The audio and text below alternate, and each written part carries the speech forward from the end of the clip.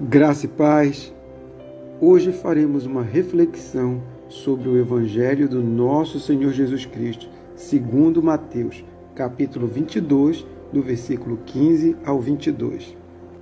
Neste capítulo fica claro um plano dos fariseus para apanhar Jesus.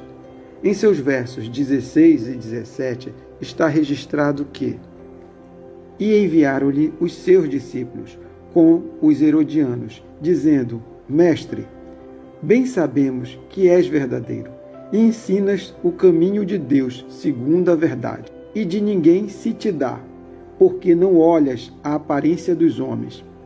Dize-nos, pois, que te parece? É lícito pagar o tributo a César ou não?"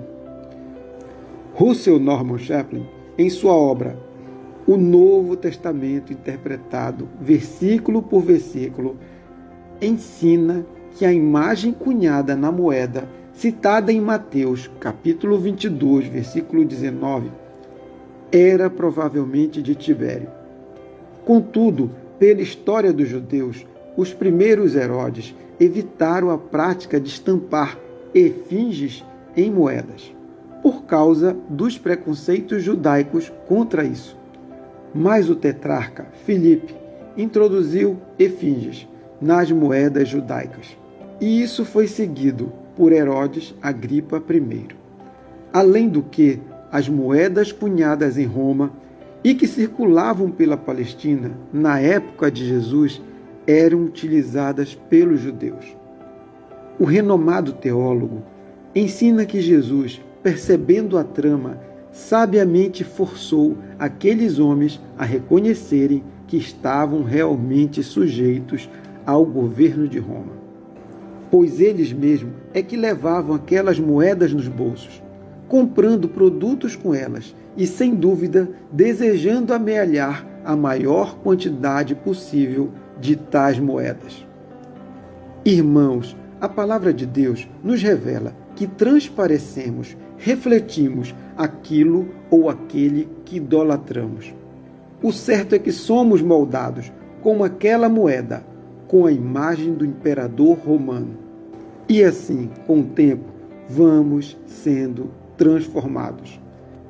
Alguns escolhem, a título de exemplo, serem moldados à imagem de políticos, permanecendo súditos de César.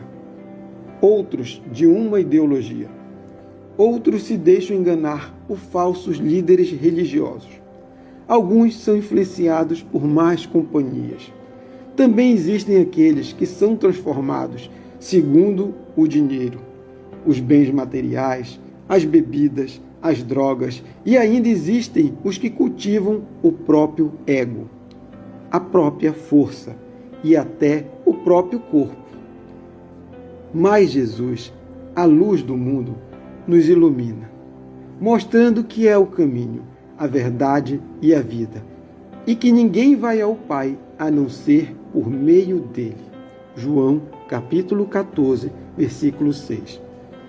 Revela que existem coisas deste mundo que desagradam ao Pai e que são passageiras, mas também revela que existe algo superior, celestial, que existem coisas do alto, as coisas de Deus, consagradas a Ele, revestidas do seu poder, que refletem o seu amor, a sua justiça, a verdade e são eternas.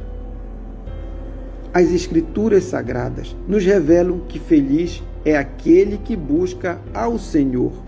Feliz é aquela alma que reflete a imagem de Deus.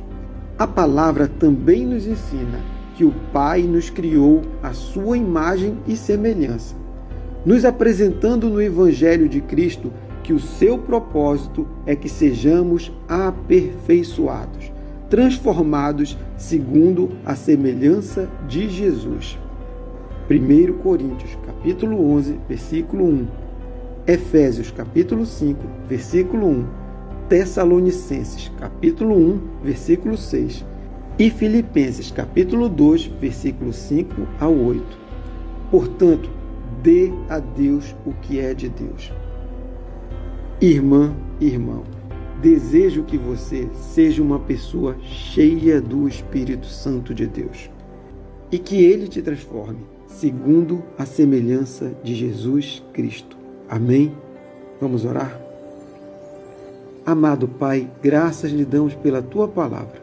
Senhor, faz morada no nosso coração, nos ensina a Tua palavra e nos ajude a praticá-la. Pai, que sejamos cheios do Teu Espírito Santo e que Ele nos transforme segundo o caráter de Cristo. É assim que oramos e agradecemos em nome de Jesus. Amém.